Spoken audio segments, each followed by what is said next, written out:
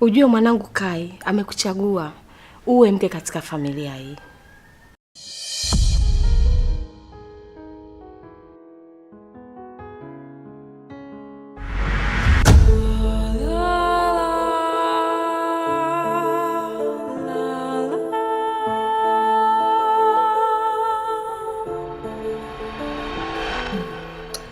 Hivi rafiki yangu, kwa mwanaume gani uliokuwa naye mpaka wewe unamuita mume eh? Mimi nachojua mwanaume anatafuta kwa jasho ili mwanamke wake aishi maisha mazuri, amtunze. Ila kwa wewe rafiki yangu ipo tofauti. Yaani wewe ndio unatafuta kwa jasho, unahangaika na mimboga mboga huko barabarani ili mwanaume wako umtunze. Mimi nakuona ni waajabu. Basi rafiki yako nimekutafutia maisha mazuri, uwe na tajiri, uwe na pesa. Labda uko mbele unaweza kumsaidia wewe mwanaume wako ambaye ana mbele hana nyuma. Ila bado. Niambie tu mke wangu. Wala usijali, wewe kuwa na amani. Usinifiche kitu tafadhali. Eti ameniambia kwamba nikawe house girl nyumbani kwao. Eti natembeza sana mboga mboga juani, nachoka, napauka. Kwa hiyo nikienda kufanya kazi nyumbani kwao, nitakuwa sehemu tulivu, alafu sitohangaika tena. Mke wangu, naomba nisikize kwa makini. Unajua hizo ni janja janja za nyani tu wenye harakati za kurukia mtawi huko msituni. Unajua baada ya kutafakari, nimekuja kugundua kwamba hao wanataka wakushawishi ili wakuingize kwenye 18 zao waanze kufundisha mambo ya kipumbavu ambao wanafanya wao. Kwa sababu ukimwangalia yule rafiki yako, anaonekana kabisa kazi zake yule si nzuri. Haiwezekani mtu mwenye maadili yake akavaa nguo kama zile. Kwa wewe wanakuambia kwamba wewe house girl kwao, sijui uache kuungua na jua, lakini hakuna kitu kizuri kama kutafuta riziki yako ya halali. Kwa jinsi ninavyoona hao, wanataka kushawishi, waanze kufundisha kudanga, waanze kufundisha kuvaa nguo fupi ambazo hazina maadili. Mwisho wa siku sasa, uje uanze kunidharau mume wako, uone mimi sina maana, ndoa yetu isiwe na amani. Kwa wao ndo atakuwa roho zao burudani kabisa wameridhika. Sasa nisikilize mke wangu. Mimi mume wako siko tayari hata kidogo wewe ufanye kazi ya house girl kwenye nyumba yao. Yaani siko tayari. Yaani ukifanya tu hizo kazi, basi ndoa yetu imeshakuwa jahanamu.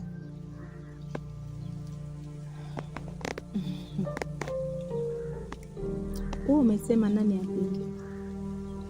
Sawa.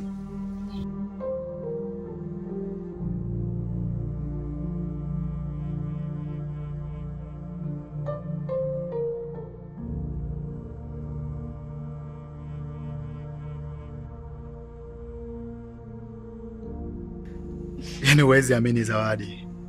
Pindi nilipopata taarifa kuwa umetoroka hapa nyumbani, moyo wangu ulishtuka sana. Yaani nikawa najiuliza, hii nyumba itakuwa vipi bila Zawadi? Maana nakwambia kwa hapa tulipofikia, umeshakuwa nguzo muhimu sana kwenye hii nyumba. Yaani nishazoea kila kona hii nyumba na kuona wewe, kuanzia sebuleni, jikoni, uko uani. Yaani kiufupi hata hayo maua yenyewe yashakuzoea.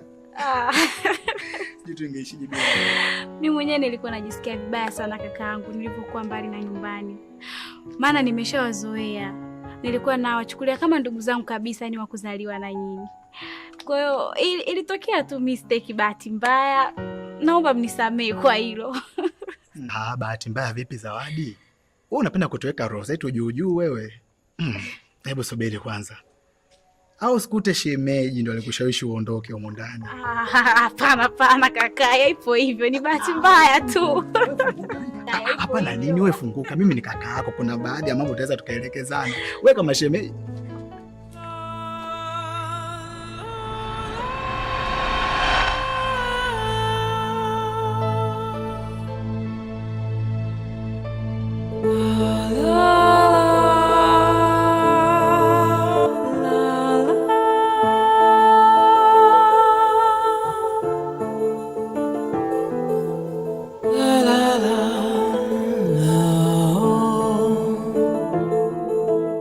La la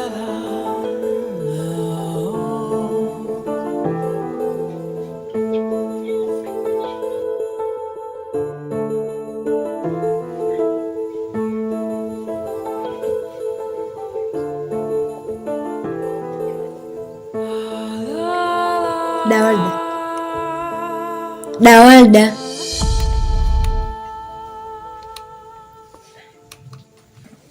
Kwani unawaza nini? Alafu sasa hivi muda umeenda sana. Nimekusubiri chumbani nikajua tutokea. Kumbe umekaa huko na stress. Shida nini? Siwezi kuwa sawa. Kai mwenyewe kamchagua Kendi. Na Kendi mwenyewe kama jinsi unavyomuona. Kwa hiyo nafikiria hili swali tutalitatua vipi? Yaani akili yangu haiko vizuri kabisa Sania. Nafikiria tu mdogo wangu. Kwa hii hali iliyotokea, nitamwambiaje madam? Nadhani unamjua madamu wangu jinsi alivyo mkorofi. Kiukweli siko sawa. Mimi naona habari ya Kendi niachie mimi. Mimi na imani Kendi tukiongea naye vizuri atakubali tu. Mimi naona tukimshirikisha Kendi kwenye swala la hela hataweza kukataa. Hakuna mwanamke ambaye unamwambia habari za pesa na akatae. Mimi namjua sana rafiki yangu. Ni mwanamke mwenye msimamo sana na akipenda amependa kweli. Kwa yule mume wake kumshawishi najua ni ngumu, lakini na kuhakikishia mimi nitafanikiwa.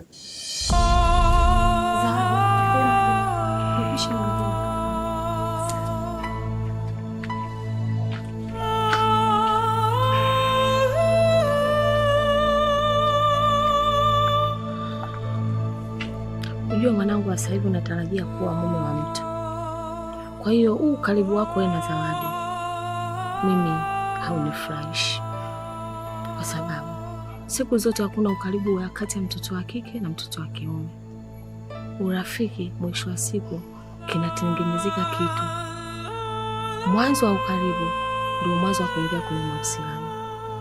Na ukizingatia wewe karibu unaoa. Kwa hiyo mimi sipendi ninavyokuona ukaribu na Zawadi. Hebu naomba unielewe kwanza. Sawa mama, nimekuelewa. Ila naomba utambue kuwa Zawadi ni kama mdogo wangu tu. Na mara nyingi nikuaga na stress au niko bored. Yeye ndio mtu pekee anayepaga faraja kwenye nyakati hizo. Kwa hiyo mimi sidhani kama Zawadi ana madhara yoyote kwenye mahusiano yangu. Sidhani. Usiseme hivyo Kai. Masala kwa leo huwezi ukayaona, lakini mbeleni atakuwepo. Kwa sababu atakapokuja mke wako hapa, atakapoona huu karibu, ni lazima atakasirika. Sania, hivi mimi nadhani kamuingiaje Kendi akubali hili jambo? Wewe mwenyewe shahidi hapa, Jinsi tulivyomshirikisha alivyokataa kata mchana. Na anaonekana hata amekasirika. Sidhani kama anaweza kukubali hili jambo kabisa liende sawa sawa tunavyofikiria. Mimi Kendi namjua. Na yule mimi ni rafiki yangu wa muda mrefu. Kwa naelewa vizuri sana. Na ninajua kitu gani mimi nitaongea naye na nitamshawishi vipi mpaka akubali huo mpango. Halafu mimi nadhani usiwe na stress sana. Tudili tu na Kendi, akubali. Na mimi naona kesho tuende kwa madamu wako na tukamwambie tu kwamba mwanae hajanipenda mimi na kampenda Kendi. Yaani sidhani kama madamu anaweza kukubaliana na hicho kitu. Wewe mwenyewe shahidi. Sijui kama nitamwanziaje madamu. Tutajaribu. Mimi naelewa. Lakini nadhani inabidi aelewe sasa tutafanyaje.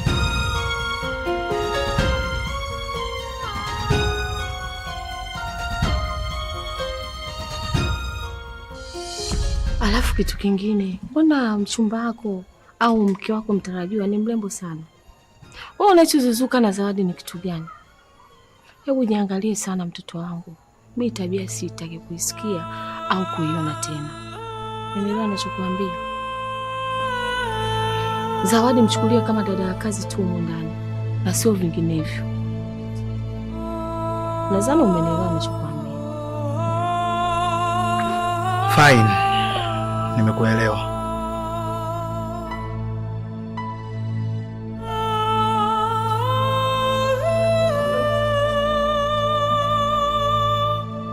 Ulizingatia hilo Kai. Hawa dada wanakujaga na mada yao kutoka huko vijijini, ukaribu mwisho wa siku anakuwekea malimbwata, unamwacha mwanamke niliyemchagua mimi, unaelemea kwake. Kwa hiyo naomba uzingatie ninachokuambia. Okay, mimi sina mengi. Naomba uzingatie nilokuambia. Sawa babangu?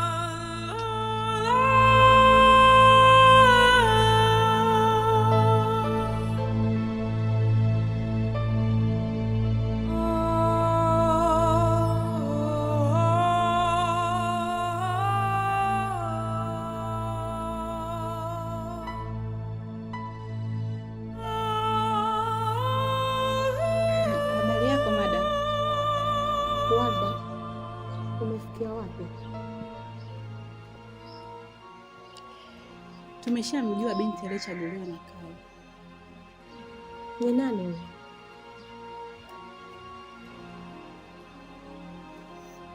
Sijui. Huyo mtoto sio na shida gani na house girl jamani? Zawadi? Njoo.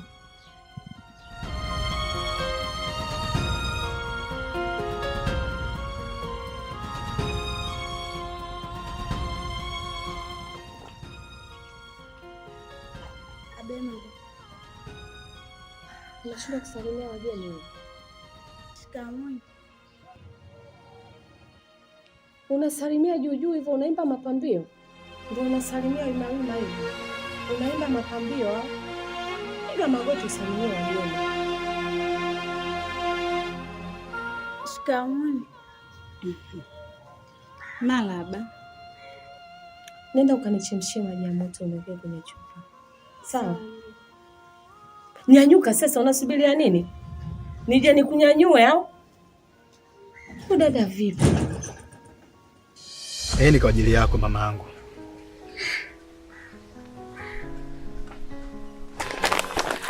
Asante mwanangu. Asante sana. Nashukuru. Asante sana. Karibu. Zawadi amenipa sifa nyingi sana kuhusu wewe mama. Kaniambia wewe ni mama mwenye upendo na kuthamini kila mtu bila kubagua mtu yoyote ule. Na mimi binafsi hilo jambo limenigusa sana.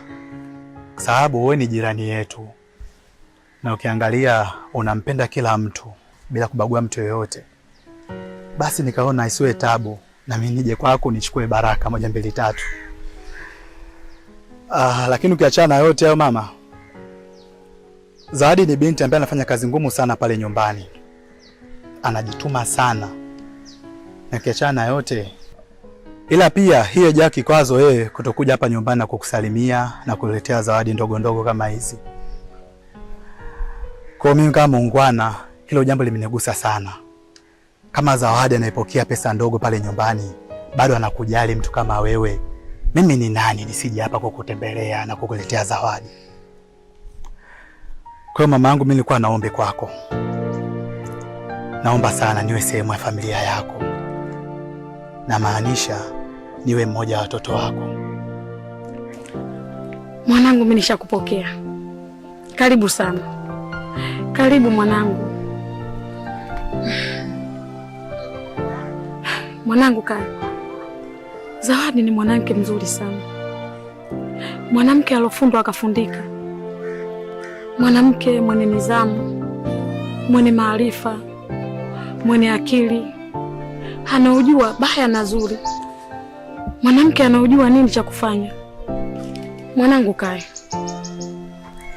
kama una mchumba na bado hujaoa, usimwache Zawadi aende kupotelea kwa watu wasiokuwa na maadili. Wewe na Zawadi mnalingana, tabia zenu zinafanana. Wewe una tabia nzuri na Zawadi ana tabia nzuri. Mkija kuoana, nyumba yenu itakuwa na furaha na amani. Zawadi ni mwanamke. Usiruhusu mwanamume asiokuwa na maadili haje kumchukua Zawadi. Ikiwa wewe na Zawadi tabia zenu zinafanana.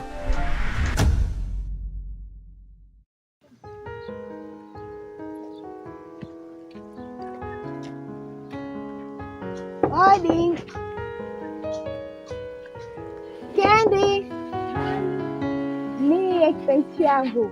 Yaani bora hata nimekukuta. Toka na kwanza ndani.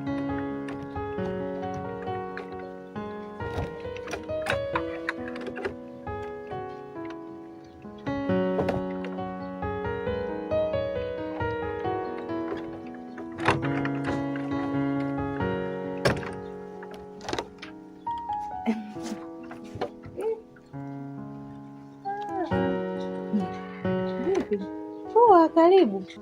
Asante. Yaani sina hata la kuongea sana. Tufanye tu tuende kwa nyumbani maana kuna jambo pambe. Twende kwa. Twendege bwana, nivaa viatu. Viko wapi? Vaa viatu twende. Muondoke muende wapi? Kwani yupo?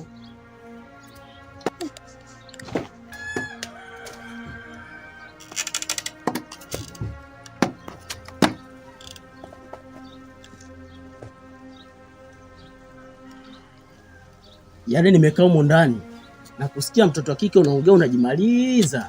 Eti ona surprise sisi tuondoke. Mke wangu mimi aende wapi? Kwa ruhusa ya nani? Alafu binti, kwani mimi niongee na kiungo gani ndio unielewe kwamba mimi sihitaji wewe na urafiki na mke wangu? Nakuuliza wewe niongee na kiungo gani ndio unielewe? Wewe baba, mbona unalombaya hivi? Mimi nikajua umekosa miguu tu.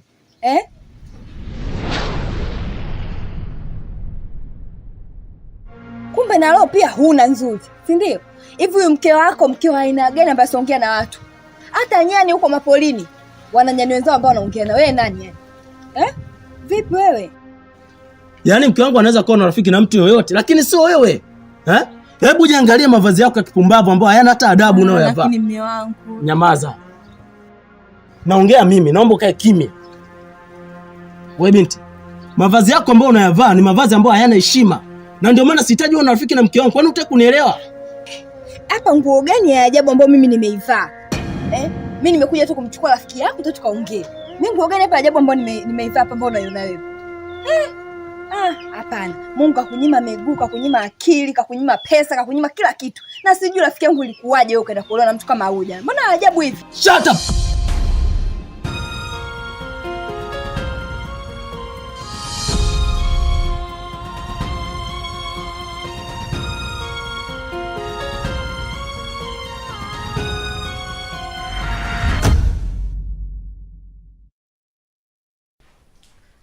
Abe madam.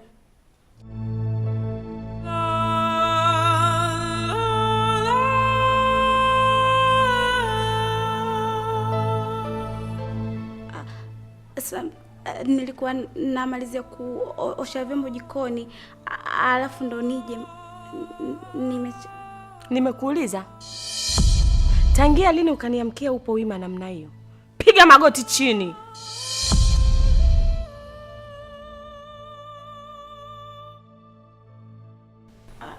Piga magoti chini. Wewe nini? Zawadi mwanangu, una bahati sana.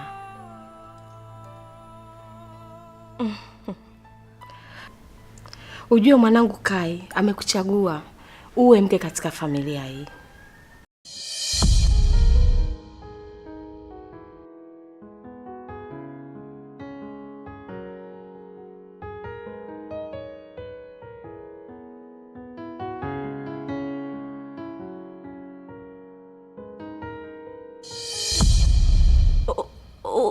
Unasema kweli madam? Kweli, hasa kwa nini kuongopea? Asante sana madam. Na nakuahidi madam wangu, nikiolewa na Kai na kuwa mke mwema na kuwa mke mzuri kwenye familia hii, na naahidi kuwatumikia vyema madam wangu. Asante sana. Nicheke mie madam mwenye mjongo wake mjini, mwenye mashauzi yangu. Hivi Zawadi, katika akili yako unaanza kwamba unaweza ukawa mke wa Kai? Unajidanganya, hicho kitu hakipo. Sawa? Nisikilize nikwambie. Kweli sikatai una mabanda ya uwani, tena makubwa mazuri. lakini kazi yake ni kufugia njiwa. Huna bahati shogangu, una nyota ya kupola chooni, kutwa unashinda chooni. Hiyo bahati ya kuolewa kwenye familia hii haipo. Unataka kumiliki mjengo? Shogangu, unajidanganya, sio kwa wewe.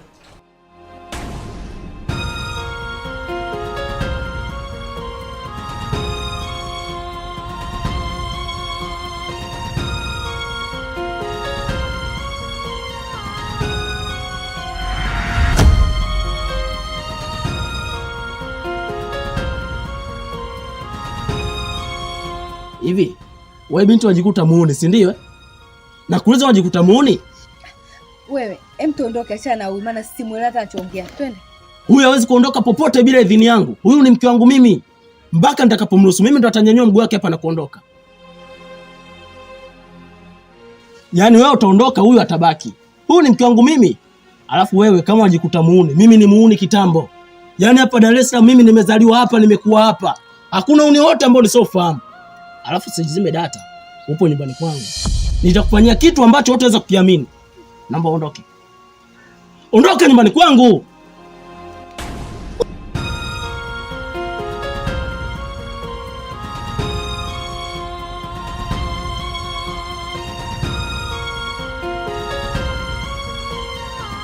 Alafu mke wangu, ni mara ngapi nikwambia kwamba mimi sihitaji uwe na rafiki na yule mwanamke, lakini hutaki kunielewa. Kila siku anakuja hapa anafuatana kama sio wewe. Wewe mbona unapenda kuniaibisha eh? Hasa yale mavazi yake yanahusiana nini na mimi? Mavazi yake yanahusiana vipi na wewe kuhusu nini? Na maana unielewi, si ndio?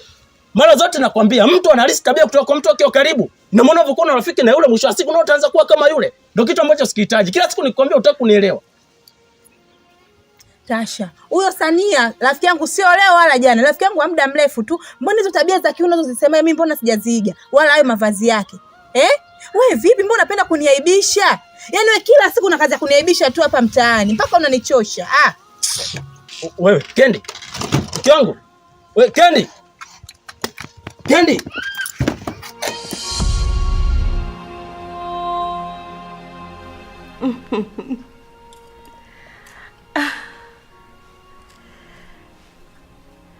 Kai wangu jamani. Karibu babangu.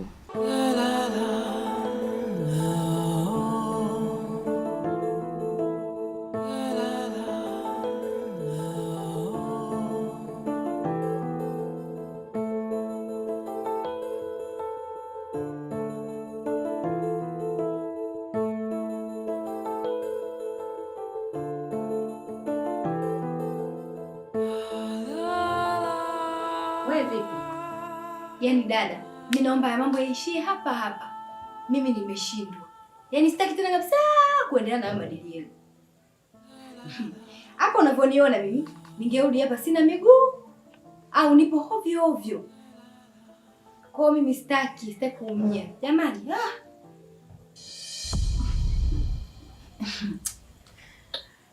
Lakini wewe ulijitepa sana kabla unamuweza yule dada, Na ukaniambia hiyo kazi ni kuachie wewe. Nilisema ndio namuweza. Na ninayemweza ni yule Kendi. Lakini sio yule mwanaume wake ambaye hata hana miguu. Yaani mimi nimeenda kwa nia nzuri tu ya kumchukua mkewe, akaolewe na tajiri, mtu mwenye pesa zake, apate pesa, basi aje kumsaidia tele miguu yake. Ila bado mwanaume ana roho mbaya yule, jamani, sije kupata kuona. Yaani nusu anitoe hii miguu na nilivyokimbia. Mtaendelea nyinyi. Jamani, mimi sitaki tena, sitaka kabisa unishirikishe tena. Yamenishinda.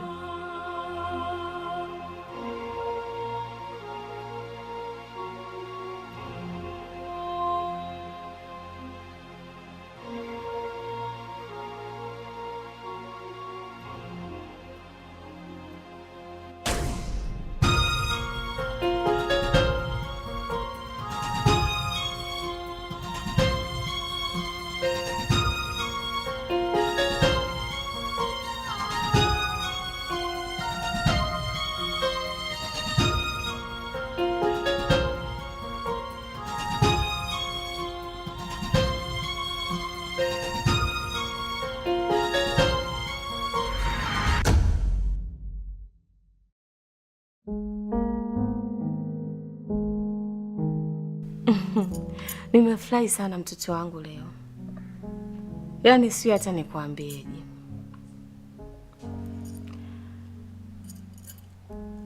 Warda kaja kaniambia kila kitu kuhusu binti uliyemchagua. Nasikia binti mzuri, binti mwenye maadili, binti mwenye haiba ya kike. Yaani sio hata nikwambieje mtoto wangu. Unajua leo nimefurahi sana mamako. Umejua kuniheshimisha kwa kweli. Kama ulijua vile. Nasikia ni binti ambaye yuko kama mimi.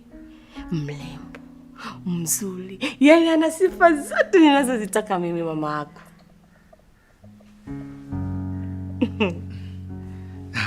Asante sana mama kwa kuniunga mkono. Hata mimi pia kwa upande wangu umeniheshimisha. Maana kusema ukweli hili jambo nilitaka nifanye surprise. Ila kwa kuwa ushajua, basi ni jambo la heri. Sawa mtoto wangu. Kwa hiyo basi sasa hivi tumsubirie babako nimwambie. Yeye anataka tulifanye hilo jambo liende haraka. Au wewe unasemaje? Na kuunga mkono 100% kwenye hilo. Ila na imani hata baba pia hatopinga. Kwa cha kufanya baba akirudi ongea naye, jaribu kumshirikisha. So akikupa jibu utanipa feedback, then tuharakishi mambo ya utambulisho. Sawa mtoto wangu, yaani nimefurahi sana. Naomba tu na babako asiniharibie furaha yangu kwa kweli. Yaani namuomba. Maana yake siku ya leo niko happy vibaya mno.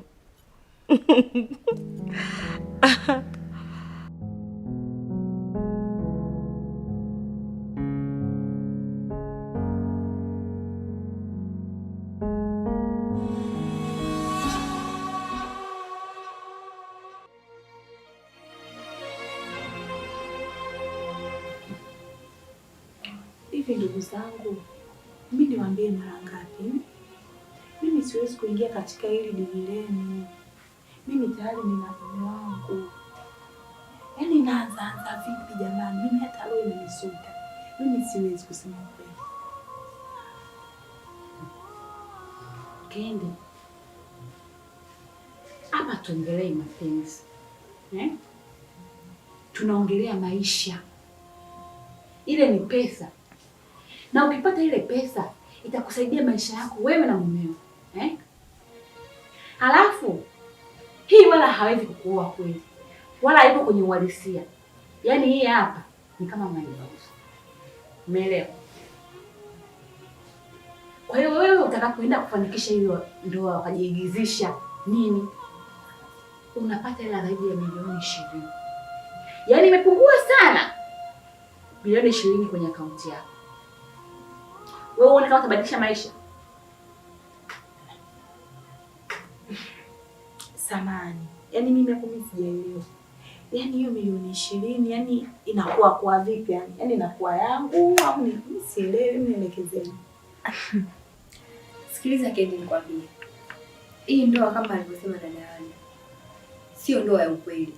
Si tunachokitaka pale, wewe ndio tu ukatambulishwa ukweli, basi. Alafu mbona ni simple? Wewe huoni raha kupata hela ambayo huifanyii hata kazi kubwa, tena pesa nyingi sana? Mimi naona ni jambo rahisi tu. Ningekuwa mimi ningekubali faster. Halafu Kendi, hivi wewe unapenda maisha ya dhiki? Au muone mume wako huruma? Hiyo pesa ikija mikononi mwako, unaweza kumtibia hata mumeo na kubadilisha maisha yenu. Hivi wewe katika maisha yako, ulishawahi kushikata milioni 1? Sasa bingo limekuja katika maisha yako. Unaenda kumiliki milioni 20 ya kwako mwenyewe. Hivi wewe upende, unaendesha kagari kako, huko mume na kuimbia kama mambo fulani kama hakuchikuchi, Wewe kubali ile jambo liende vile vile tutakavyopanga. Baada ya hapo, unashikilia hela yako. Unaendelea na mumeo. Kwa hiyo nikikubali milioni 20 na kuya kwangu mimi. Sio inakuwa. Yaani ukisema ndio ya kwako tayari. Alafu Kendi, haya pa usione watu wa mjini na majumba mazuri. wana magari, wana maisha mazuri, madili. Yaani watu wapo kwenye madili. Madili yenyewe ndo kama haya.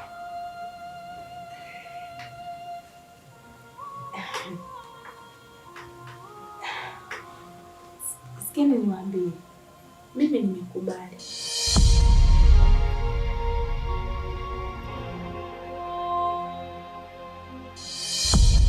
Lakini mimi nataka mume wangu asijue. Yaani mimi naomba tuwe siri yetu, maana atajisikia vibaya.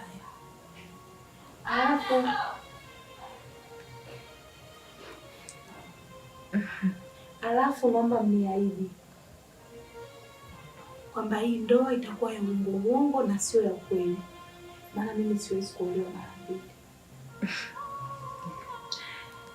Tunakuhakikishia Kendi, wala usiwe na shaka juu ya hili. Hawezi kwenda kukuchoma Samia, Samia nakupenda sana. Kwa hiyo hii siri itabaki kati yetu na wazazi wa yule mwanaume tu. Cha msingi tu ni kubadilishia maisha yako na mumeo, ndoa yenu iendelee. Basi.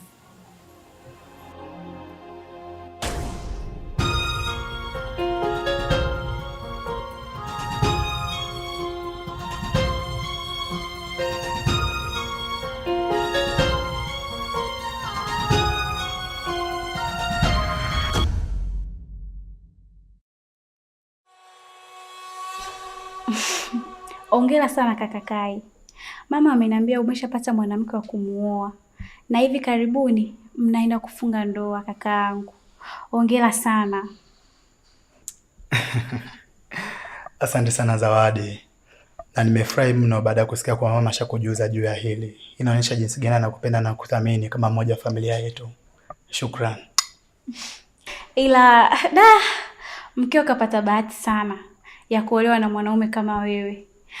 Maana kwa sisi wengine ambao hatujalelewa na malezi ya wazazi kabisa, inakuwa ngumu sana mwanaume kuja kwetu na kutuchumbia mradi tuwe wake za watu. Maana kama mimi hapa kakaangu, nimelelewa na babu tu na sijapata mapenzi ya baba na mama. Mwanangu Kai, kama una mchumba na bado hujaoa, usimwache Zawadi aende kupotelea kwa watu wasiokuwa na maadili. Wewe na Zawadi mnalingana, tabia zenu zinafanana. Wewe una tabia nzuri na Zawadi ana tabia nzuri. Mkija kuoana, nyumba yenu itakuwa na furaha na amani. Zawadi ni mwanamke.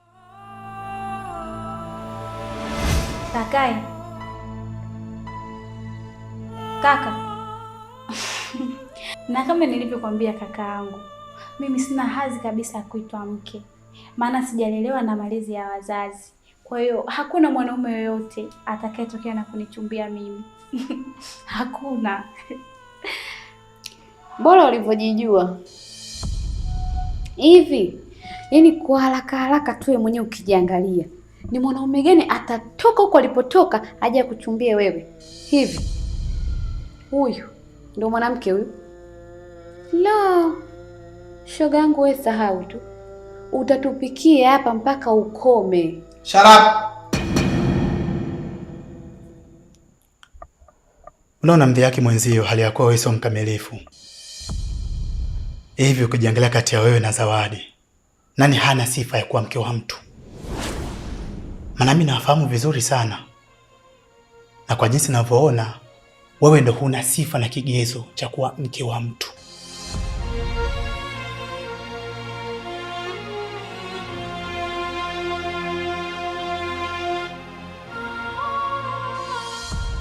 Laiti kama ningekuwa ndo wewe, ningejaribu kukaa karibu na Zawadi ili nijifunze sifa za kuwa mke bora na sio kupoteza muda tu. Kwa hiyo naomba ujifunze vitu kutoka kwa Zawadi. Zawadi amekuzidi kila kitu na sio kama wewe bogus.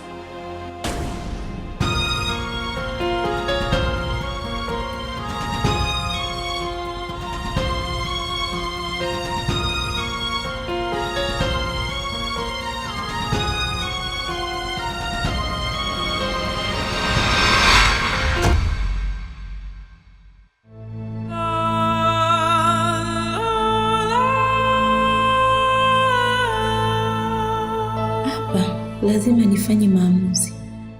Hivi ukiniangalia mimi nina kasoro gani? Kweli mimi ni wa kukosa mwanaume mwenye hela zake akanioa? Wenzangu ndo hao wakina Sania, nimesoma nao lakini siwafikii hata kidogo kimaisha. Nitamvumilia huyu Tasha mpaka lini?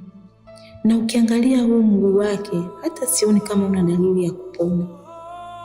Kwa hiyo mimi nitakuwa nafanya kazi ya kumlisha tu, nihangaike kuuza michicha jua likinipiga. Hapana, siwezi kabisa, nimechoka.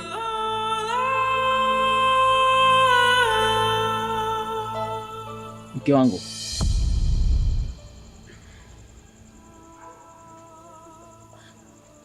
mbona usiku huu halafu uko nje peke yako? Nini shida? Au mimi nimekukosea kitu chochote mke wangu? Kama nimekukwaza, naomba uniambie. Kukaa kimya tu na unakaa nje hapa peke yako sio suluhisho hilo. Naomba nisikize kwa makini. Hata siku ambayo mimi na wewe tumefunga ndoa tulishaambiwa, mimi nikikukwaza wewe haraka sana unapaswa uniambie, lakini usiweke kitu moyoni. Na hata wewe kitokeo umenikwaza mimi, sipaswi kukaa na kitu moyoni, napaswa nikwambie. Sasa mke wangu, kama mimi nimekukwaza alafu uko unaambia chochote, unakaa tu nje peke yako. Kwa mfano mtu akapita hapo nje akakuona uko nje peke yako, unafikiri atanichukuliaje?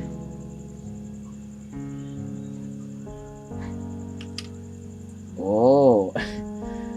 Unawaza kuhusiana na mguu wangu eh? Usijali mke wangu. Mguu wangu mimi umeshaanza kupona, si unaona? Sawa. Usijali, uko sawa tu.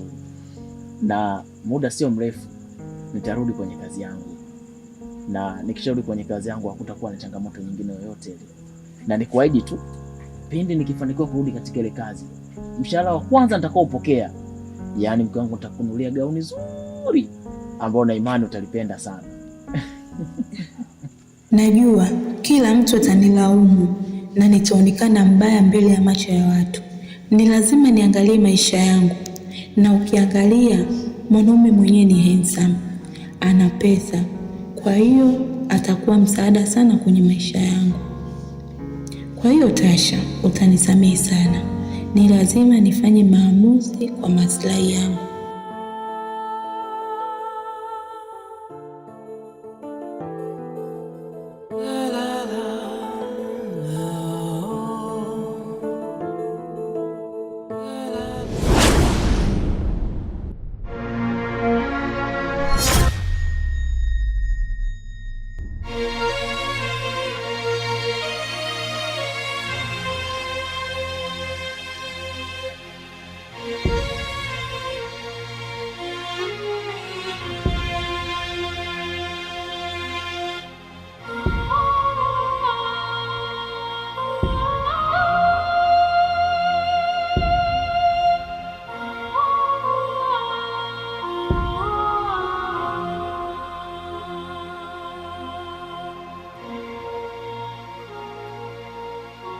Kaka Kai, unaingiaje chumbani kwangu bila kugonga hodi? Wala usiniogope Zawadi, kwa na amani.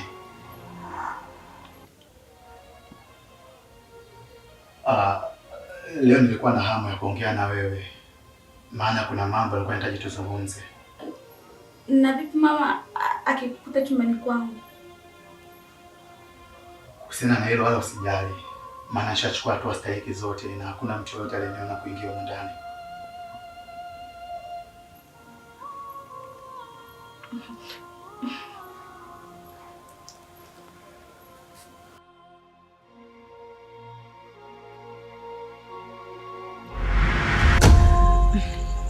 Unajua nini Tasha? Ujue unavyojitilisha hivyo huruma, sema ukweli unanyonyesha mimi. Mimi na imani ipo siku kila kitu kitakuwa sawa. Na kuhusu kazi, sijui maisha, kila kitu kitarudi kama zamani. Alafu nikuombe tu kitu kimoja. Na katika maisha yako jitahidi sana kuitafuta furaha. Na kitu kingine,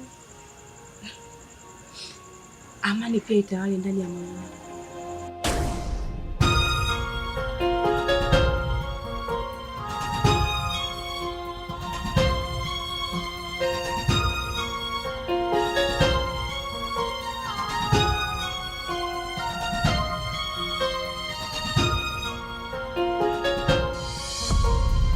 Nilikuwa nataka nikuulize,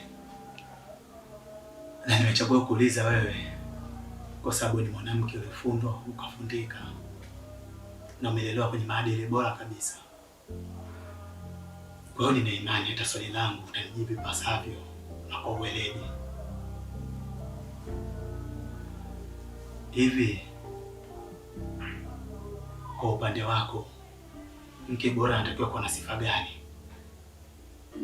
Mimi kwa ninavyoelewa, mke bora ni yule mke mwenye maadili, na ni mke ambaye ataweza kumfanya mumewe ajisikie na amani hata kama akiwa hana kitu, na sio kwa upande wa mumewe tu, na hata kwa familia pia ya mume wake, na awe mwanamke mwenye kuvaa nguo za kujistiri.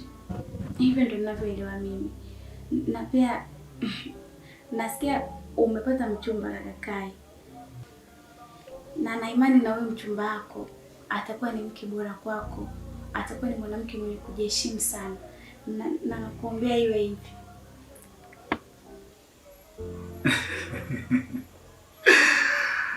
Asante sana Zawadi, ila mbona hata wewe una sifa na kigezo cha kuwa mke wa mtu, na hizo sifa zote uzozitaja hata wewe pia unazo.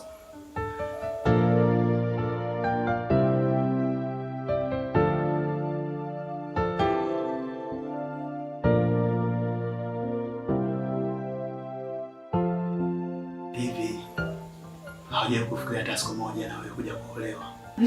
Mimi hapana Kai. Mimi sina haja ya kuitwa mke. Hivi ni mwanaume gani ambaye atatokea na kunipenda mwanamke maskini kama mimi? Mimi sina haja ya kuitwa mke na sina muonekano wowote wa kuitwa mke kakaangu. Na kwa nini usipate mwanaume wa kukupenda? Maana una kila sifa na kigezo cha kuwa Zawadi.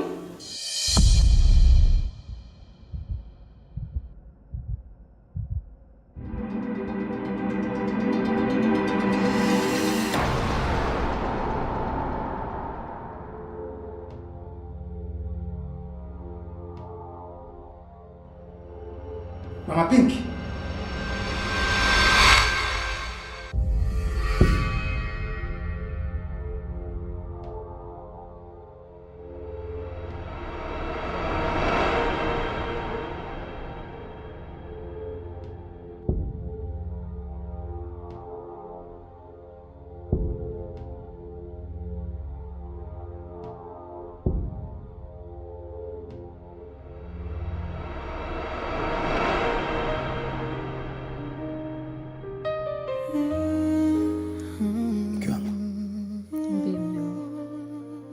Unajua sasa ni usiku, Zawadi anafanya kazi nyingi mchana, kwa hiyo mwache apumzike, hana haja kumwamsha. Pumzike. Lakini baba P, kuna kitu muhimu nilikuwa nataka niongee naye. Hakuna jambo la muhimu. Hebu leta mkono wako. Jambo la muhimu ni mimi naye kwenda kupumzika sasa. Sawa mume wangu. Twende basi.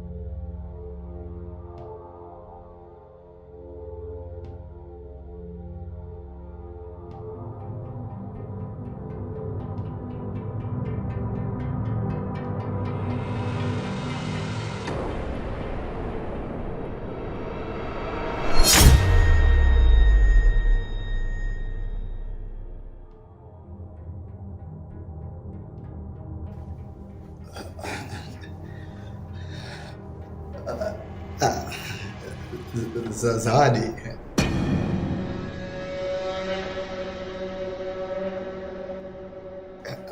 Pinky. Unajua nilikuwa chumbani kwa Zawadi napigania story 2-3. Maana unajua Zawadi anakuwa mpweke sana.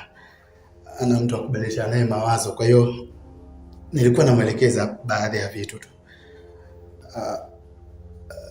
Vipi lakini mbona hujalala hadi sasa hivi? Hivi nimekuuliza? Hapana, sio hivyo, ila nakujua wewe uchelewe kutafsiri vitu vibaya. Mimi nilikuwa napigania story tu, naomba usininukuu vibaya, sawa?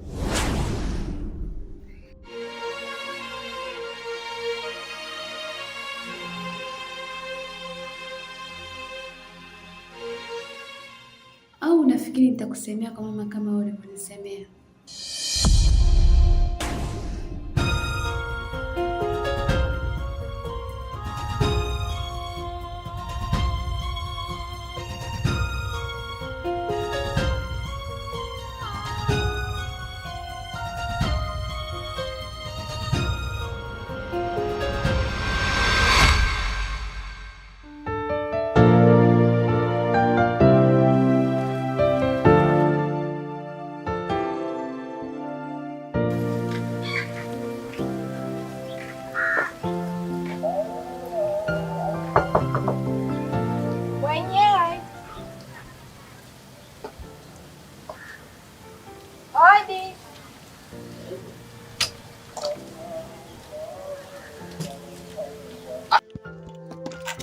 We.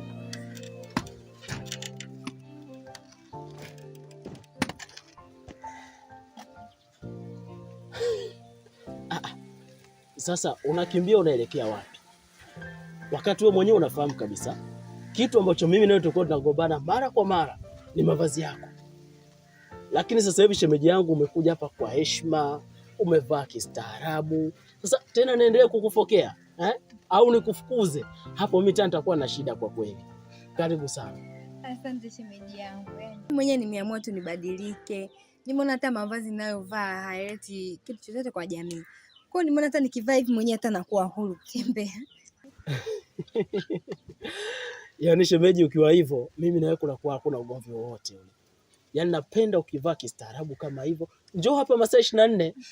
Na kiukweli shemeji yangu unisamehe kwa maneno yote makali ambayo nilikuwa nakwambia siku za nyuma. Lakini sio kwa ubaya.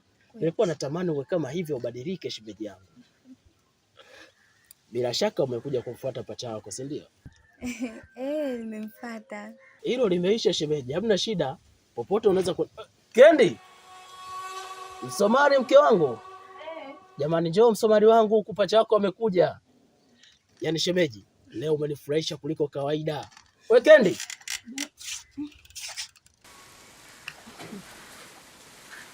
Hivi wewe Sania, umefuata nini nyumbani kwangu eh? Si nikwambia usije. Toka bwana. Zawadi nimeipenda. Ni nzuri. Kuna watu wachache sana kati yenu wenye upendo kama wewe. Wala kuna haja kushukuru mama. Hivyo ni vitu vidogo sana. Nikiangalia naona kuna ndoa kati yenu.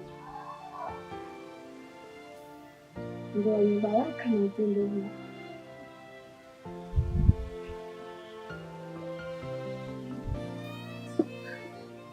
Zawadi. Kaniweke.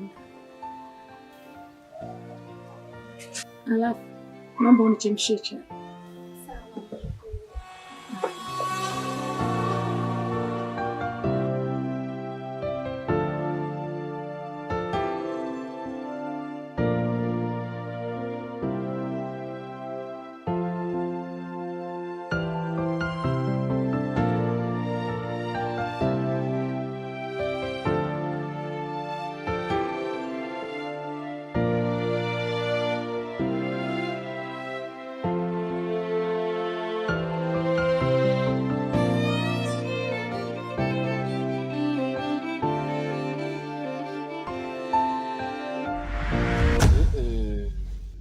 Kendi, mke wangu, mimi ndo mtu pekee ambaye nilikuwa nazuia rafiki yako asije hapa nyumbani. Ni kutokana tu na aina ya mavazi yake. Lakini sasa hivi amebadilika. Ametambua ni wapi ambapo alikuwa anakosea na ameamua kuvaa kistaarabu kama vile ambavyo mimi nilikuwa nataka. Kwa hiyo mimi sina shida, aje nyumbani muda wote anaotaka yeye, badala tu amevaa kistaarabu kama hivi. Na hapo nadhani amekuja anataka kuonana. Hebu mwambie jambo lako. Rafiki yangu, mimi nimekuja kukupitia na nishaongea hapa na Shem, nishamuomba. Kwa hiyo nilikuwa nataka unisindikize hospitali, mimi nina mgonjwa. Alafu kama unavyojua sina mtu mwingine wa kunisindikiza, niko peke yangu. Sikia nikwambie, mimi nimechoka, siwezi kwenda. Alafu kitu kingine, sipo mimi peke yangu. Mtafute mtu mwingine uende naye. Mimi siwezi. Msomali wangu jamani. Mimi nimeridhia, sina shida. Najua unaogopa na nguo zangu, na ndio maana unakataa uende huko. Lakini mimi sina shida. Mwanzo nilikuwa nakataa usiongozane naye kwa sababu ya mavazi yake. Lakini sasa hivi ameshalijua kosa lake. Amestaarabika, anavaa kiungwana kama hivyo. Mimi tena nani niendelee kufoka? Niendelee kumzuia sio na rafiki na wewe? Kwa nini? Kwa sababu zipi? Jamani. Unaweza kwenda. Mimi nimeruhusu kabisa. Ngoja nichukue mtandio. Yaani wewe umeniruhusu mimi niondoke naye? Bila shaka unaweza kuongozana naye muda na saa yoyote, lakini tu tafadhali na kuomba usichelewe kurudi nyumbani. Shemeji, nenda naye lakini asichelewe kurudi nyumbani. Hawezi Shem. Basi kajistiri kama ambao umejistiri mwezio ili muongozane mwende huko. Ngoja nichukue mtandio. Yaani shemeji, leo umenifurahisha kuliko kawaida. Hivyo ndo mwanamke anatakiwa awe bwana. Hilo naendeleaje hapa? Namshukuru Mungu naendelea vizuri.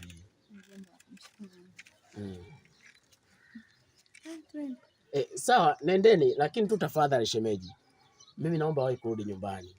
Kama unavyonijua mimi jamani, mdengeleko mimi na wivu, napenda vibaya mimi.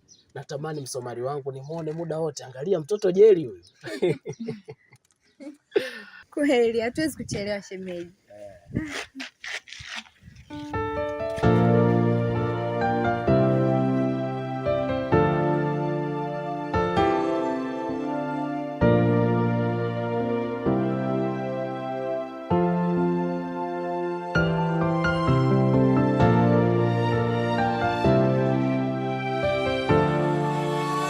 Zawadi mwanangu.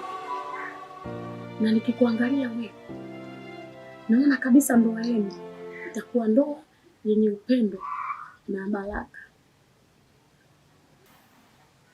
Usiruhusu Zawadi ya kupotee katika maisha yako, maana yule ni mwanamke bora anapaswa kuolewa na kuwekwa ndani.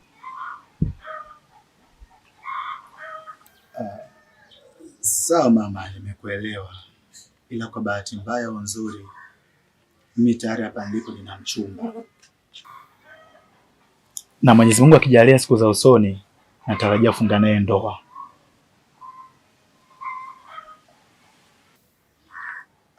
Na wala usishtuke. Huyo binti nilimchagua, ana tabia njema sana. Na kwa jinsi nilivyomuona, kuna baadhi ya tabia amemzidi Zawadi pia. Kwa hiyo imani hata siku ukimuona utampitisha na kumthaminisha. Kwa hiyo usijali. Nitakuja naye utamuona na atakuwa kuja kujulia hali mara kwa mara. Sawa. Nadhani umeamua. Lakini sidhani kama ana sifa ya kumzidi Zawadi. Katika umri wangu huo nimeona wasichana wengi sana. Lakini Zawadi ni msichana wa pekee ambaye anastahili kuwa mke wako wewe.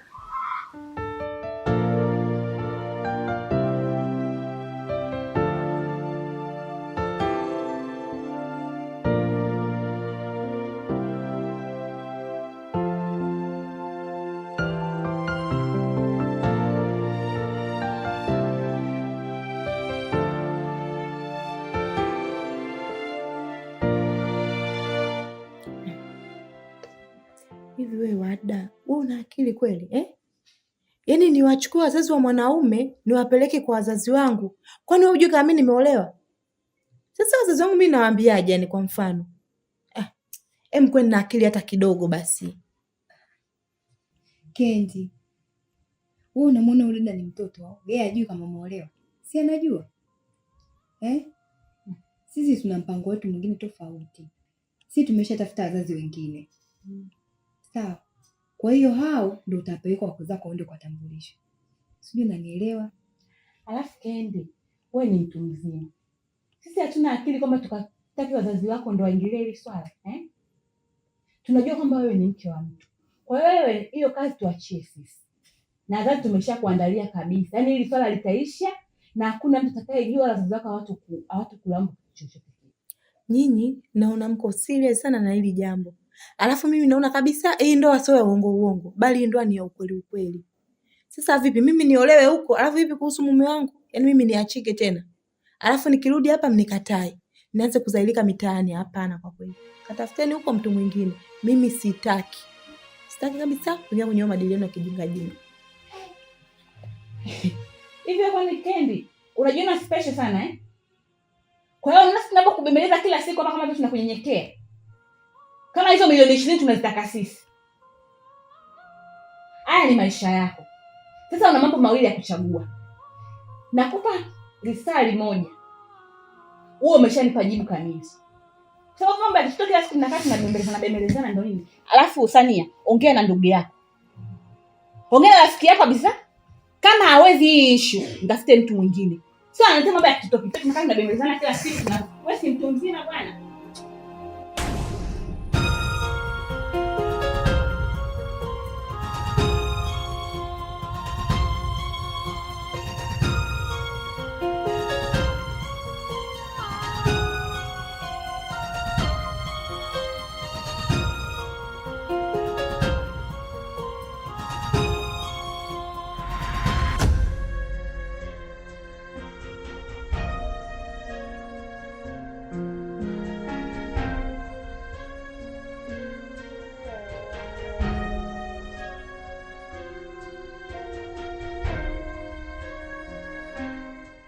Madam, huyu ndio yule binti aliyechaguliwa na Kai. Nadhani wewe mwenyewe unamuona jinsi alivyo ni mrembo. Wewe binti, unaitwa nani? Naitwa Kendi. Hebu simama nikuone.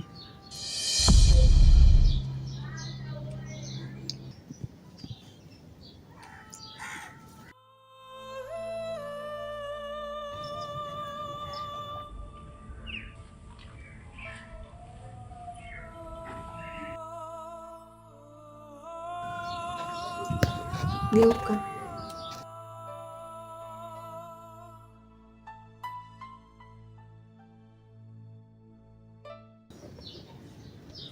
Okay, kaa. Kwanza anaonekana kama binti chumvi. Ananuka shida. Ananuka umaskini.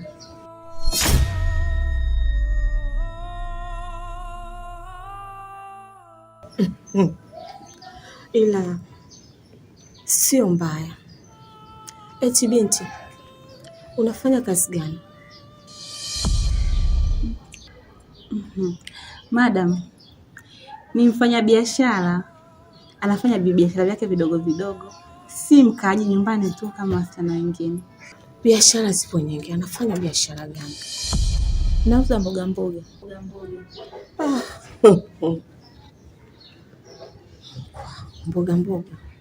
Na maana mchicha, tembele, spinach. Si ndio hivyo?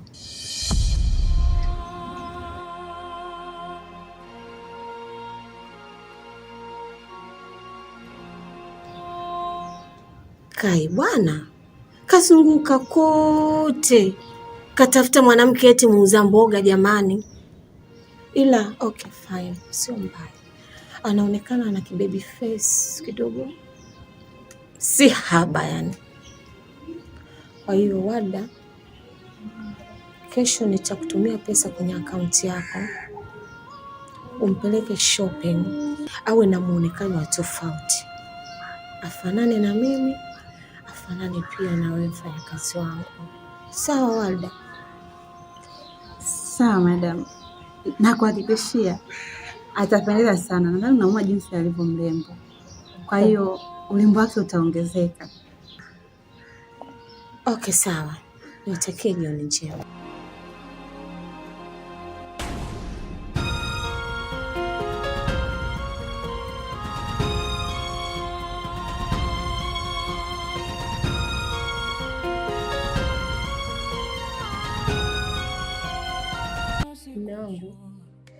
Leo nimemwona yule mwanamke mmoja,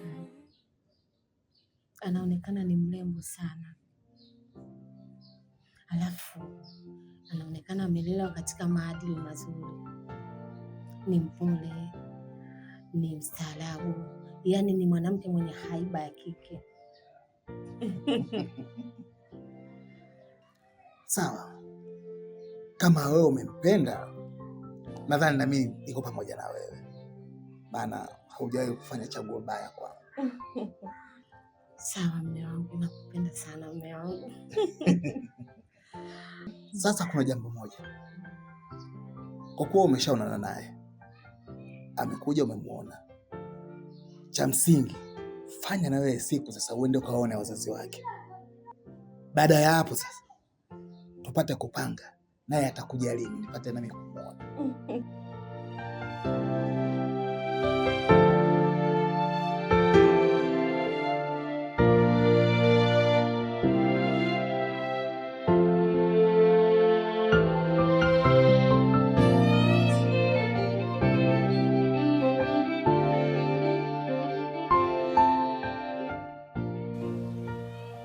Wewe Kendi nimemkuta. Wewe dada na ustaarabu wa wapi? Yaani umekuja kwenye mji wa mtu, hata salamu inakushinda eti wewe. Kendi nimemkuta. Unanichukulia nani? Wewe nani, mdudu au? Eti mji. Una mji gani? Aka kajumba na unacholingia tena cha kupanga. Nikusalimie wewe kwa kipi? Sikiza nikwambie wewe, mimi huaga sisalimiagi watu maskini kama wewe. Cheko za kifagio unachokitumia kufagilia. Nikusalimia wewe una nini? Nijibu swali langu. Kendi nimemkuta, sema nimemkuta au hujamkuta? Yupo wao hayupo, lakini wewe ni Mswahili. Sania jamani. Yaani nimekaa ndani na kusikia wewe tu. Si haya majirani zako Waswahili. Sijui umewapata wapi.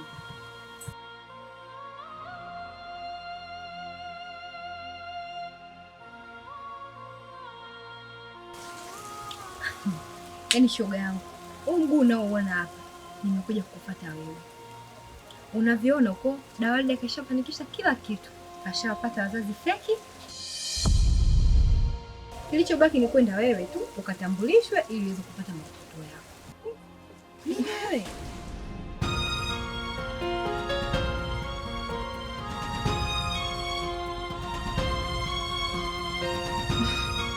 Kwa hiyo wale watu wamekubali kabisa mimi nikachukue mkopo. Mimi sijaamini kabisa kama ile familia ingekubali mimi wanipe hati yao ya nyumba kwenda kuchukulia mkopo. Jamani, kwani mbona mimi sikuelewi? Mikopo imeingiaje? Mimi nimekuambia lile dili letu unaenda kusababisha mikopo. Mikopo gani tena? Si wale utoedi mkopo jamani. Kumbe siku yenyewe ni leo nilisahau. Unajua kichwa changu rafiki yangu kina mambo mengi. Wamekubali. Ngoja jiandae haraka sasa tukapate sura zangu.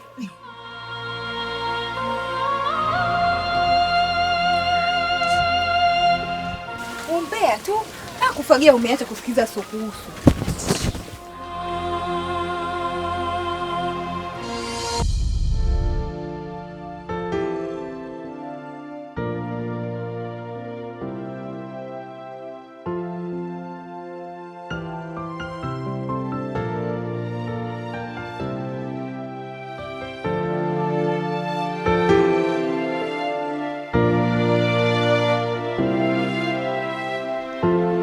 Wife material.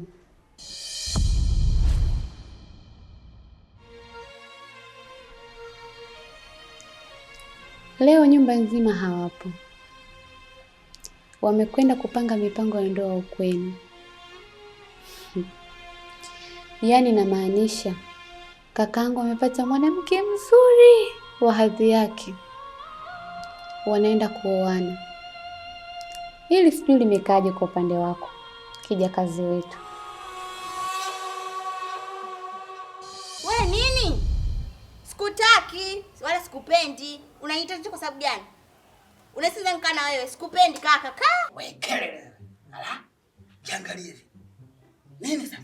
Hivi wewe kwa akili yako mimi nitatumia nguvu zangu kukupa mbegu wewe ili wewe wakati unaona kabisa mimi na wewe tukizaa watoto ni vistuli. Jiangalie kisura chake. Domo msio umechukua sura ya marehemu babu yako wewe. Romba tu nyo. Mkaa kimya bwana. Super tall. Mambo. Angalia pembeni. Sasa wewe ndugu yangu, unamtaka shoga yangu utamweza? Unavyohisi unaweza kaa naye majamani. Kwa hiyo wewe umezunguka kote huko umekosa wadada, unahisi wewe unaweza kumweza? Unachomsema ana mdomo. Kwa mdomo gani kwanza uliokuwa nao kusema ukimsemea huyu itakuwa na faida? Domo lako umeliona lilivyo? Unakosesha tu riziki. Unakosesha riziki mwenzi huyu. Kalia pembeni na mkofi yako mchafu. Kalia huko. Hala super tall. Naitwa Kilamba. Maarufu sana eneo hili. Mimi nataka nikwambie ukweli bwana. Unanielewa? Nisifiche fiche. Nakupenda.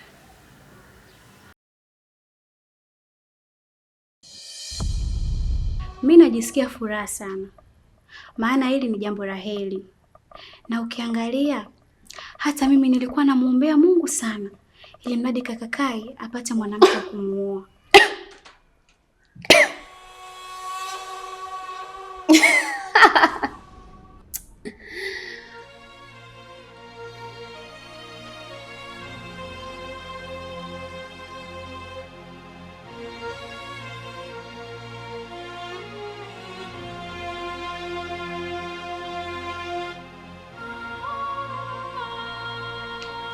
Zawadi, hata ukijichekesha ni sawa tu na kicheko cha msibani. Haimaanishi kuwa haumii au hauna maumivu. Mimi najua fika ulimpenda sana kaka yangu, lakini maskini we kakufanya kama chombo cha starehe, na sasa hivi anaenda kuoa mwanamke mzuri.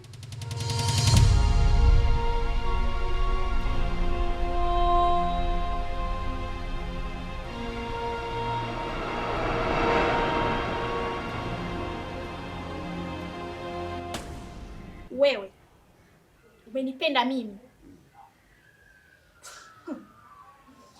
Yaani nachoka. Hivi wewe ukijiangalia unaweza kunipenda mimi wewe? Yaani una hazi ya kuwa na mimi wewe? Sikia nikwambie wewe. Naomba ujiheshimu, sawa? Naomba ujiheshimu, tena ushike adabu ikushike. Umeelewa?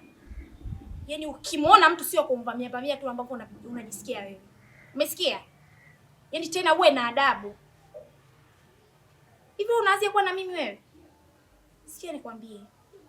Sisi watoto 2000 tunahitaji sasa. Unazo? Wewe una hela wewe ya kunigaia mimi? Sikia nikwambie wewe. Yaani mimi jinsi hivi nilivyo. Look at me. Yaani nitazame vizuri. Yaani niangalie yaani kwa uweredi. Hivi unavyoniona una hazi ya kuwa na mimi wewe? Sasa ninakupa kitu chenye thamani kuliko hata hiyo pesa. I'm so happy. I'm so happy today. I'm so happy. Nayai.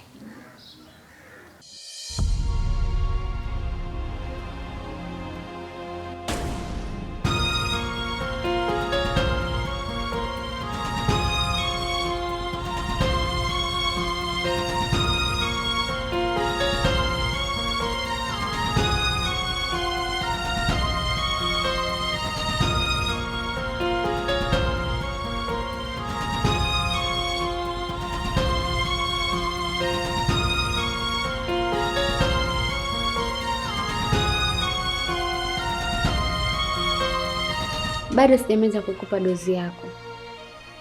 Tulia dawa ikuingie. Yaani leo nina maneno machungu ya kuumiza moyo wako.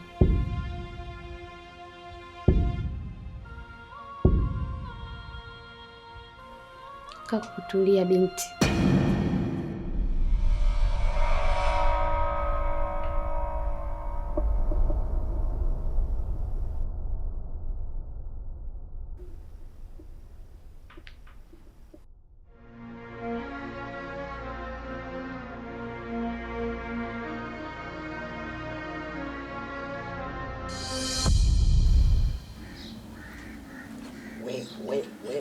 We kinachokuchekesha nini?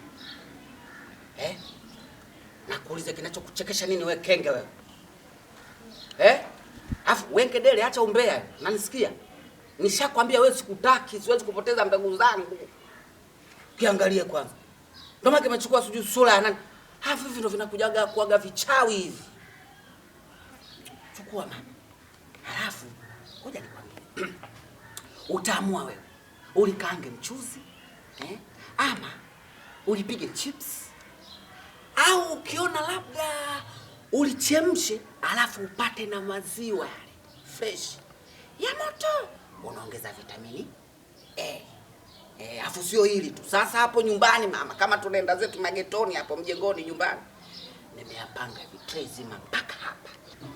Na naelewa super top. Kwa hiyo wewe ukifika nyumbani, sawa utaamua wewe. Yaani unachukua moja moja. Asubuhi moja. Jioni moja. Yaani kazi yangu kujisevia tu moja. Usiangalie. Moja. Akalipo bwana anatoa macho kwa kusikia kuna tray. Pauka sketi hii sijui umenunulia wapi sumba. Gala huyo. Piga kwenzi wewe tulia hivyo hivyo. Wewe.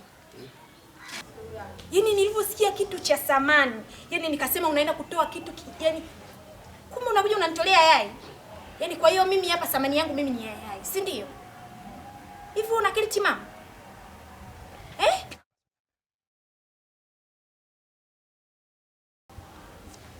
Yaani kama usikie nikwambie naomba ujiheshimu. Naomba ujiheshimu. Yaani ukiheshimiwa naomba yaani uheshimu mtu ambaye amekuheshimu, sawa? Yaani kama unataka kuchezea wajinga wenzio lakini sio mimi. Umesikia? Tena naomba ujiheshimu, kuna watu wengine jamani wanauzi. Yaani unajua umeniboa. Sio hata likoje, yaani hili mtoka hapa. Wenzetu mama. We super top. We hivi unajua kinachokuponza ni hicho kibwengo unatuzula nacho hicho. Hicho kiandunje hicho ndo kinakukosesha madili hicho. Hicho ndo kijitu cha kwanza kukifukuza. Kama simu inaita. Shamkosa spasto wapi? Haudili. Mama, mpumbavu mzangu. Kaniona nini? Au atakuwa kaniona wewe. Mama, nimeisha nyambo tayari. Mama. Hello, kipenzi changu, mpumbavu mwenzangu, my sweetie. Niambie mpenzi. Unasema nini? Surprise.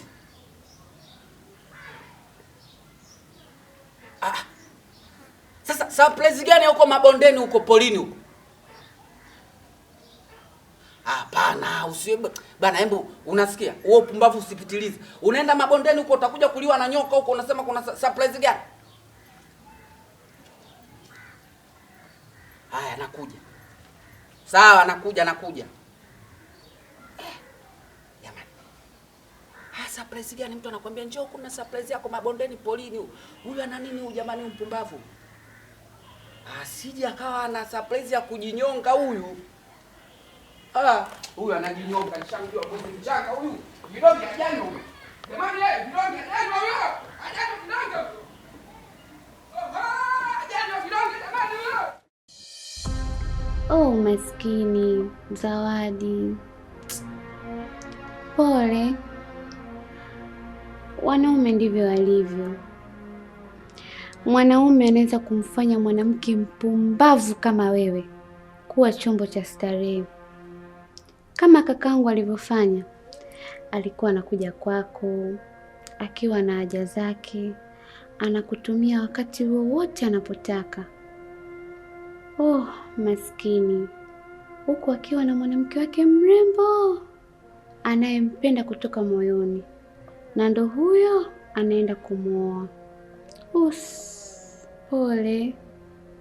Hivi uliwezaje kumpa mwanaume mwili wako ambaye hakupendi? Tena kibaya zaidi, umeenda kujitongozesha wewe mwenyewe. Eti Zawadi, umewezaje? Niambie. Pinki, na kuheshimu, na huku kukuheshimu kwangu usizani kuwa na kuogopa.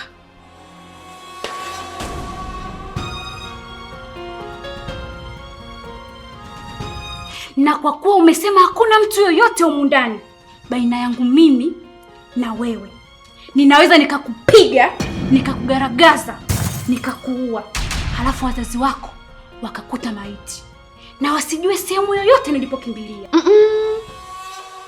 Unataka kunipiga mimi? Ndiyo. Niguse. Niguse!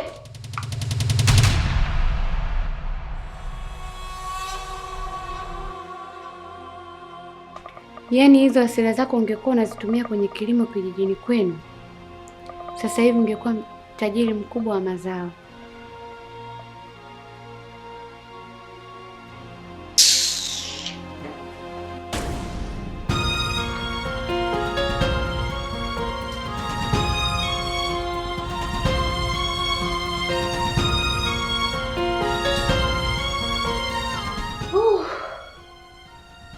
Yaani leo mimi angenikuta, angenilalia na ule mwili sio ningeenda wapi.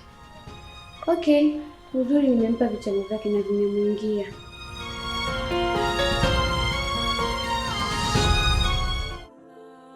Hata unasemaje? Kaenda kutambulishwa kwa wakwe wengine kivipi? Sijakuelewa. Shoga yangu mimi sehemu wanavyo shoga yake Kendi utakuwa kampatia mwanaume. Maskini ya Mungu kuishi. Yaani muda si mrefu mke anaanza kumsaliti.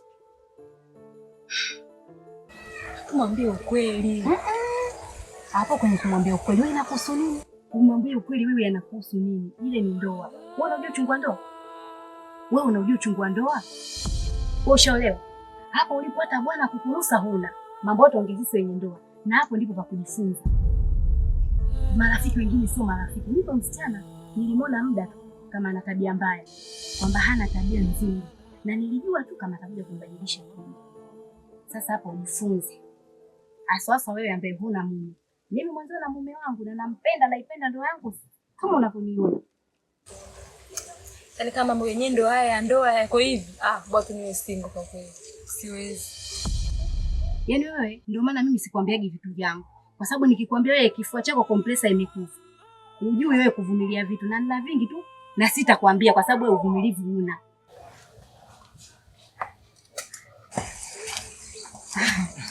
Sasa hizi jamani. Salama shemeji.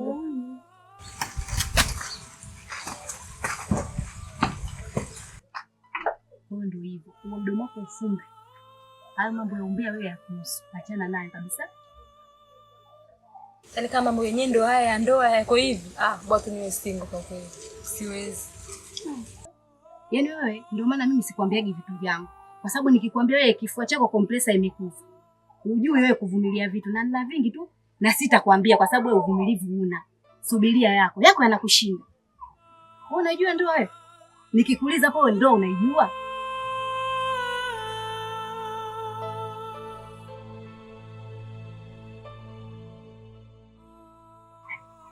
Basi ndio hivyo shoga yangu. Leo nataka nipike maharage leo niaunge nazi. Kama unavyonijua nilikuwa na hamu nayo. Samanini jamani. Hivi mke wangu ametoka muda mrefu au ametoka sasa hivi? Hapo shemeji mmepishana kidogo tu. Yaani ametoka sasa hivi amebeba beseni ameenda juu kupeleka biashara zake. Yaani mmepishana kidogo tu.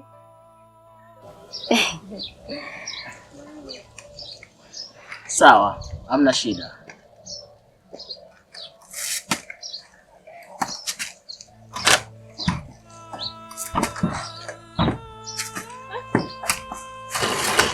Siko tu kumwambia ukweli mkaka wa watu. Mungu mdanganya sasa. Anapeka mboga sanga. Na wewe ni mnafiki wewe. Unamwambia ukweli. Ukweli gani unajua wewe? Mimi mambo yanakuhusu wewe, mbona mbea msichana? Sasa nikwambie, kama mdomo wako hawezi kufunga, ukija ukiongea maneno, ukija kusikia wale wasichana. Hivi unamwona wale msichana anakuja hapa, ukija ukisita mimi yako nakaa pale mlangoni kwangu na kuangalia, ndio utajua vizuri. Wewe unamwona kabisa wale msichana akachanganyikiwa na maisha. Sasa jitie wewe mbea. Mimi ani.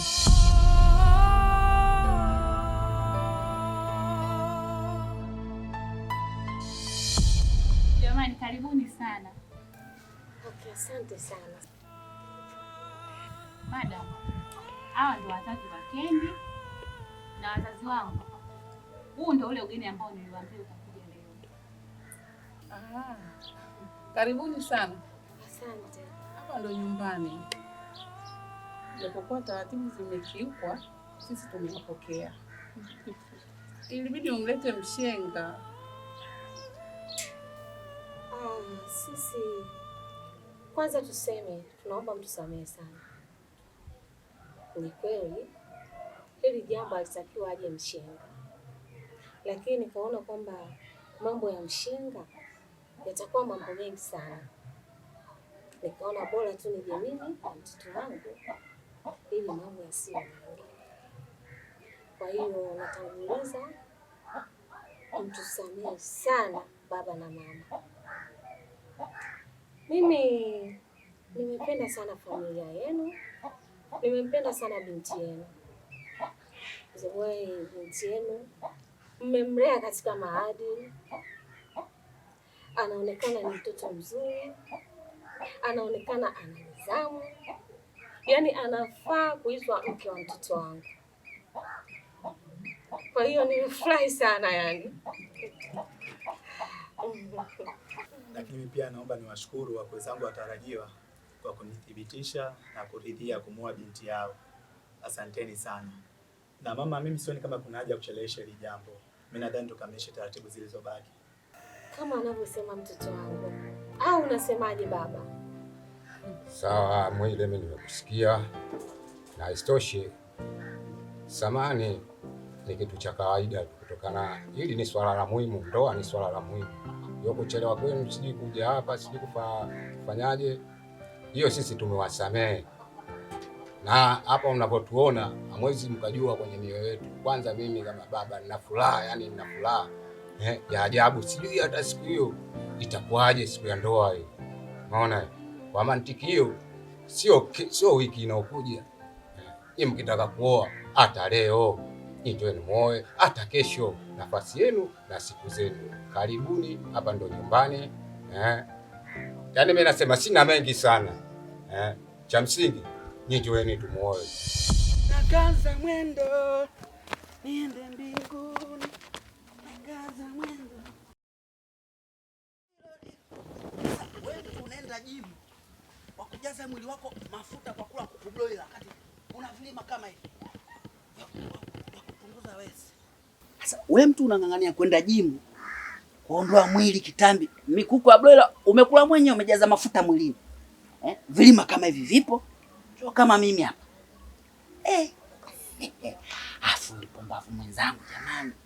Yaani kama mimi vile kama naenda.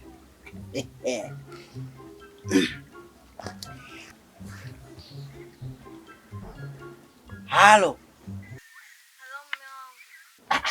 Sasa we mpumbavu mwenzangu, wewe uko sehemu gani? Nimeshuka mabondeni huku polini jamani, lakini sikuoni. Uko wapi?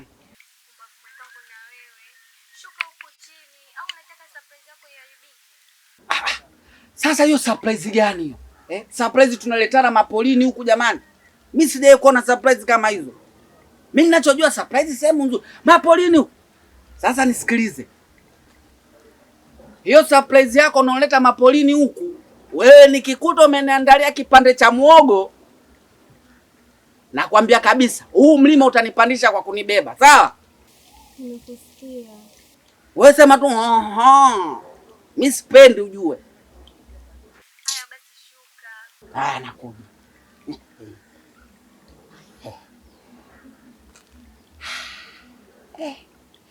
Sasa hii surprise gani huko mapolini? Au unataka kunivisha pete ya uchumbani? Kweli hili jambo mimi nataka liende haraka sana. kwa sababu mtoto wangu mara nyingi yupo Tanzania, yupo nje ya nchi. Kwa hiyo ana majukumu mengi sana ya kazi za kiserikali. Kwa hiyo si mtu wa kukaa yani sehemu moja. Na vile vile hata mke wangu atakapoingia ndani ya nyumba yangu, sitopenda akae kama golikipa. Yaani sitopenda akae kama golikipa asubiria kudaka matonge. Hapana. Sisi katika familia yetu hatuko hivyo. Kwa hiyo naamini mtoto wenu atapata furaha, ataenjoy, yaani hatapungukiwa chochote. Namuaminia sana kijana wangu. Ndio tumefurahi tu.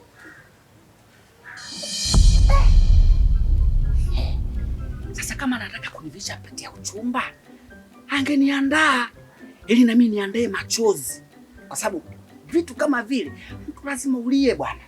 Umeona? Anyway, kulia kwangu sio issue. Kulia sio issue. Nitalibwaga chozi pale pale. Halafu sasa kama itakuwa surprise ya pete, na mimi kwa sababu ya mapoli, hapo mapoli ambayo yamejizibaziba. Na mimi namchukua, natafuta kapoli kokote kalikojizibaziba. Tunaingia. Tunapiga surprise nyingine. Huyu kanipendekeza sana.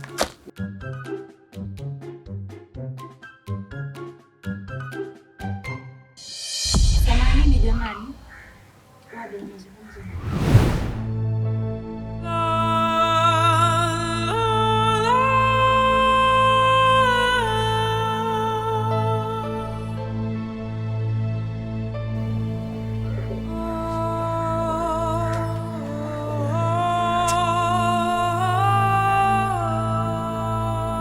Jamani, samanini, tunarudi.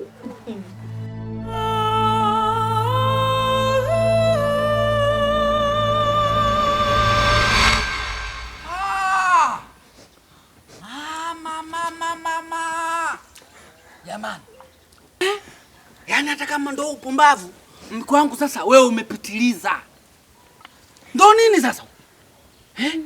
Uchafu mabondeni, polini huku jamani, Chamanyani. Angalia sasa nivoloa hivi. Nimeruka pale. Sio ni mamba yule, sio nani? Hali manusura nichukue. Sasa surprise gani huku Serengeti?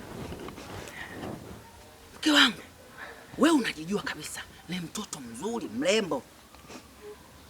Unakuja mapolini huku jamani, mabondeni huku, mito kuchafu. Mapoli sio msitu wapi Serengeti. Haya ndo surprise gani huku? Samehe mume wangu. Unasema nini? Samehe. Hai. Jamani huyu. Hapo nishajua.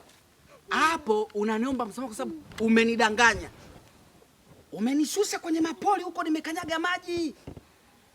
Kumbe hamna cha surprise wala nini. Umenidanganya, si ndio? Asante sana mpumbavu mwenzangu. Lakini nakupenda. Sasa nikwambie, mimi mume wako sijai kukuangusha. Hata mimi mwenyewe nina surprise yangu.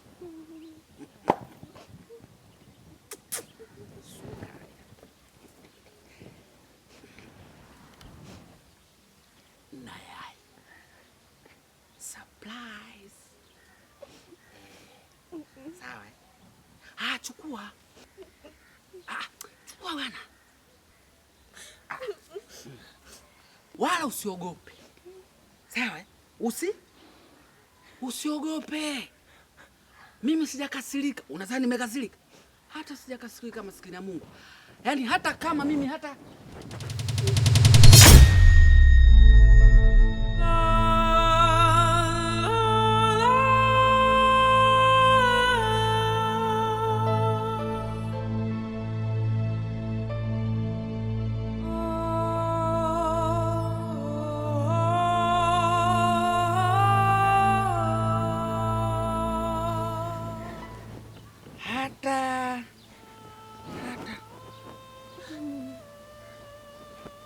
Askari!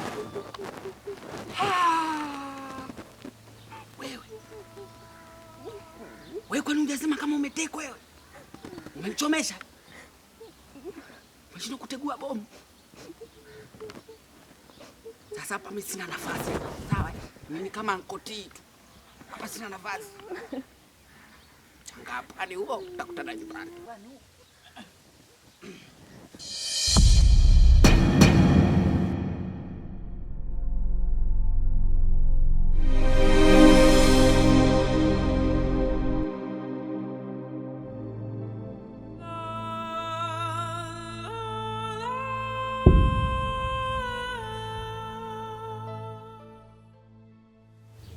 Ankali. Bwana. Ankali kunjani bwana. Kunjani mfeto. Izindaba. Wa msanta we. Mwaiguru. Ankali. Bwana kunjani. Kunjani mfeto. Izindaba. Wa msanta wena. Mwaiguru. Unasema usilie. Huyo ankali wangu hana neno, sawa sisi kwenye familia yetu bwana, sisi masela, sisi majita, sisi wauni, sisi namba chafu. Unaelewa? Yani sisi kwenye familia yetu na ankali wangu. Yani ankali wangu huyu namba 26, alafu mimi ndo na namba 27 baba. Acha kuchola masela wewe. Wewe unaelewa itikiliza namba wewe? Wewe unajua 26 na sebenza vipi? 27 unajua na sebenza vipi? Oya wewe, 27 ile ndela analala kichalichali mboi. Sijakuelewa hapo ankali unamaanisha. Wewe vipi? 27 nataka kugonga ulimbo ujue. Usililie namba wewe. Unasijua una Wameibadilisha lini hiyo namba? Yaani toka Mandela amefariki, sauzi imeharibika, watu wanabadilisha namba. Yaani 27 chakula cha masela. Ankali mimi sitaki, nipe namba nyingine. Acha kuchalazia wewe. Unajua kukuluma? Zipi zako mjita? Hizo kunjani bamfeto. Tuongeza kama wewe mwendao. Hakuna bana. Ankali, sina hata moja kichwani. Yo kubonga sitoweza kiamu. Sikizia usinipotezee muda au sio? Mimi najua ujio wangu unaujua. Mimi nani mpaka dakika hii? Mbona sijielewi? Wada, mimi sijakuelewa. Yaani sijakuelewa kabisa yani. Hujaelewa kitu gani pale Kendi? Nyinyi mlisema kwamba hii ndoa ni ya uongo. Lakini pale ninaposikiliza ile maongezi yenu, yani mnamaanisha kwamba yani mimi nikaolewe. Kweli Wada? Mjui kama mimi nimeshaolewa tayari? Hivi Kendi, pale kitu gani ambacho hujakielewa ndugu yangu? Na kwa ajili ya hichi kikao ni kwa ajili tu ya kuwadanganya ili waingie kwenye line. Mbona kila kitu kinajulikana? Dili gani Wada? Dili gani? Mimi sisi kabisa kuingia katika hii michezo yenu. Wewe ulisema ndoa ya uongo, lakini kabisa naona mipango yenu iko serious. Mimi sitaki. Naomba tuishie hapa.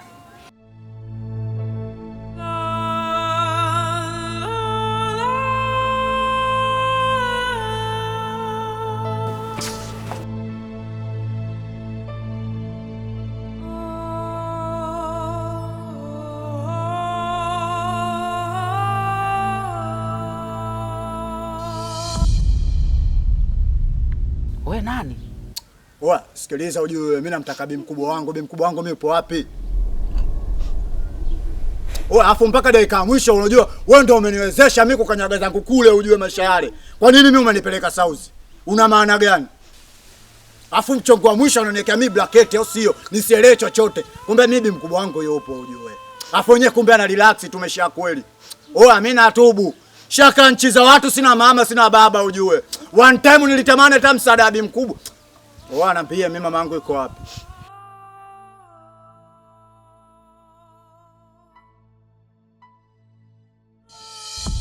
Na mipango yote imeshakaa mwishoni kabisa ili jambo liweze kutimia. Hivi kweli wewe upendi hela? Unakana ngangania mwanaume mlemavu, ana mbele ana nyuma. Kama huyu kae anataka kukuoa, mwache akuoe. Kuliko na mwanaume ambaye atakupa tu umaskini kila siku.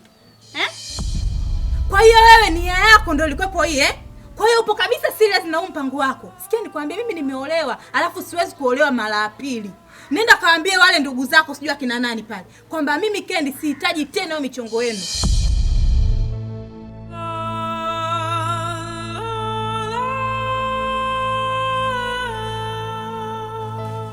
Hiyo ankoli mpaka unataka uone ngeo ya mkeo nini ndio utaniambia au sio?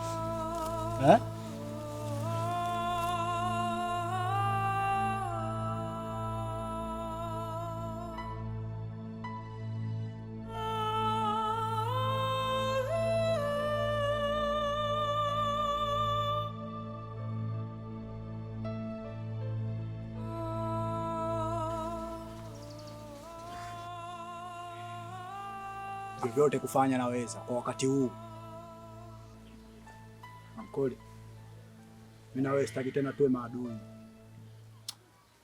Alafu usheshi na mimi kwa kuniigizia kwa kiasi kikubwa sana ujue. Mimi nimechukulia poa tu ujue mjomba. Alafu na kuangalia tu. Sikia mjomba. Mbona niambie mimi mama yangu yuko wapi? Naongea na wewe, mimi nataka kujua mama yangu yuko wapi. Kwa unatakaje yani? Kuona mwili wako unavyovuja damu sasa hivi au sio? Oa mjomba, mimi si nimezaliwa.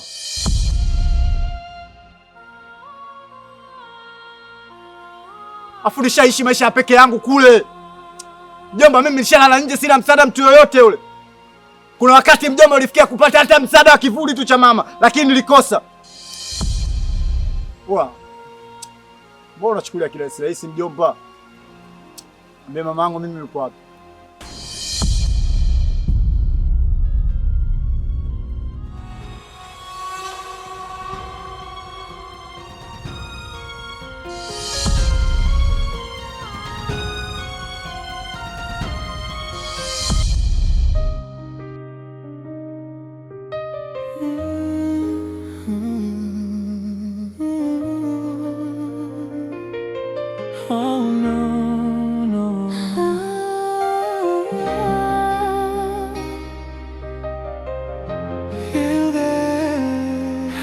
Of love. Nilipoingia sikujua if my heart was ready for this. Macho yakacheka nje lakini ndani kulikuwa na silence. Nilijipa matumaini. I told myself it's gonna be fine. Lakini kadri siku zilivyopita, hisia zikaanza kunipima. Nilidhani ni salama, I thought I was strong. Lakini maswali yakaanza playing in my mind all night long. Sio mimi, sio mimi, but these tears know my name. Ndani ya house of love.